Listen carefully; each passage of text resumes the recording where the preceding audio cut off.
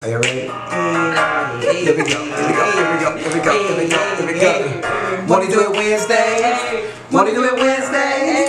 Wanna do it Wednesday? Wanna do it Wednesdays? Wanna do it Wednesdays? Wanna do it Wednesdays? Wanna do it Wednesdays? Wanna do it Wednesdays? If he did it for me, he can do it for you. If he did it for me, he can do it for you. We gotta take it low. Take it low. Wanna do it Wednesdays? Wanna do it Wednesdays? Come on now. Wanna do it Wednesdays? Wanna do it Wednesdays? He Wanna can do it any day, but today is Wednesday. Hey. So wanna do it Wednesday? Hey. Wanna do it Wednesday? We back. We're back. And today we have Sarah. Hi guys. So if you need some encouragement, get ready to be encouraged today. That's what we are here for. That's what we want to do. Yeah.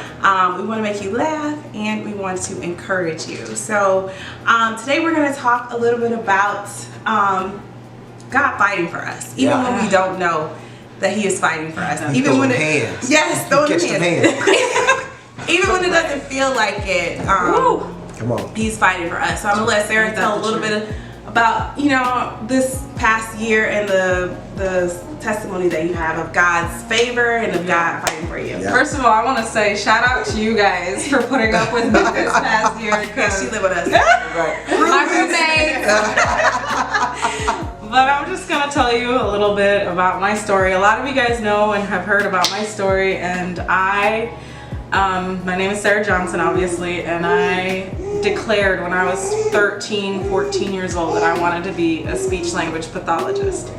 So I came to the States and went to community college and then went to Pompon University undergrad, and that is when I moved in with my roomies.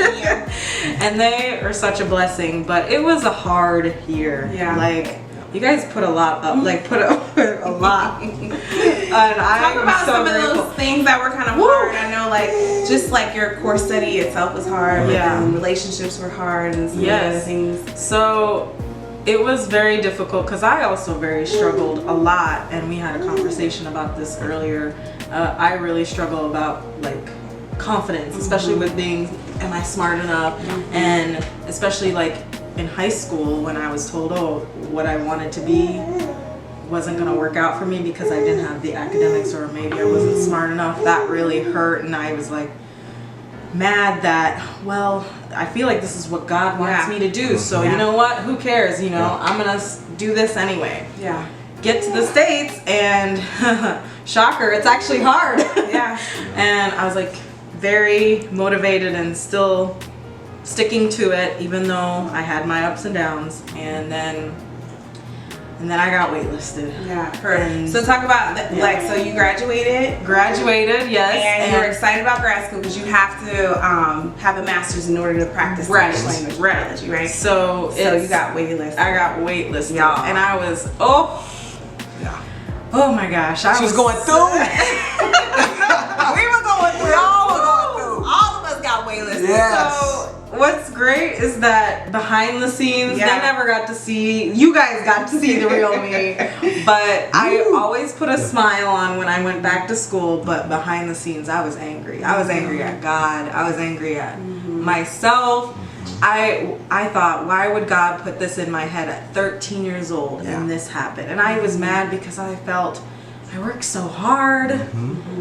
And you guys saw me. Yeah, it was a desire of yours, right? Right. I feel like we all were through. Even my parents, heartbroken because I sent them late night editing papers. You guys got this degree with me. Yeah. Yeah. Thank you, Pop Bond. Yes. But it was hard. I went through all these ups and down mood swings. I'd be happy. You guys even joked about how I was lit one time when I came back from I heard back from the wait list over spring break, and I was like, you know what? It's okay. God got me. And you were like, wow, Sarah's taking this pretty well. Yeah. And then I got to school and heard about everybody's news, and then the interviews, and it just tore me apart, and I just struggled more, and I even told myself maybe they were right, maybe this isn't what I'm supposed to do, and that just broke my heart. And yeah, it was really hard because this is what I truly believe, that this is what God had called me to do, and especially having a family member who inspired me on what I want to do. You guys heard about his story, Sammy. You know, you guys know Sammy. Yeah, talk a little bit about Sammy for people that Yeah, so my brother Sammy, who's 17 years old, and he has brain damage. He was born with a stroke, so he can't talk. And still he's working on it, but he struggled a lot, especially growing up overseas in Burundi. There wasn't a lot of resources, and there's also talk from my parents, maybe if we helped him sooner, you know, there's always that maybe, what if. But I want to be that change and I wanted to always start a speech clinic up in Burundi and be able to help those like Sammy. And I was really confident, and this is what God wanted me to do. But then that wait list took a toll on me, and I was like, I went through. You guys saw it. It was rough. And it wasn't just it was your main school that you wanted to go to, plus some other schools that you wanted to go to. Live with my roomie. Yes. So it was the main school and then other schools that you were like, okay, if I don't get accepted, that's our baby. That's right. If I don't get accepted, then I'll go to these schools. That's fine. And you got waitlisted everywhere. I got waitlisted. I didn't get into any school, and it was really hard because a lot of people got at least into. Majority of them, not everybody, but some got into at least one, and I didn't have anything, and I was just, I don't ever want anybody to go through that. It was hard. I'm gonna get emotional because it was hard. It was hard. Really hard. Yeah. And you didn't hear back for like a few weeks. So actually, I didn't even hear back till that last day of school. That's right. I was in. Can I talk about that? Yeah. Okay. I was in Target. It was my last final. I had finished. Oh wait, before you talk about that. Okay. So like, sorry. Like no. I was just kind of like the attitude that you had at school, even though it was hard. You were still showing up. Yeah. They asked you to organize a trip to Burundi next year, and I was like, organize your own trip. Y'all let my sis get in. No, but you showed up.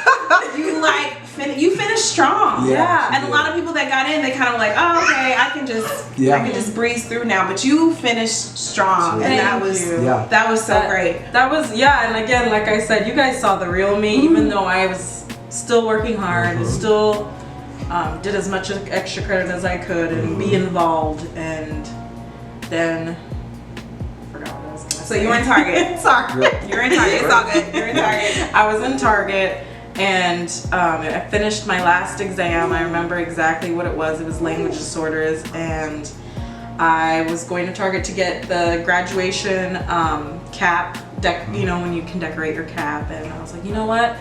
I know exactly what I'm gonna decorate mine. And I wish I had a picture. Maybe we can show it. It was. I put them on it, my family on it, because I wouldn't be with them without them and God, obviously. But I was like, you know what, they put through a lot, and they helped me get to where I am. And I was in the self-checkout lane, and I remember hearing my phone bling, and I looked at it, and I got the news that I got in, and I wept.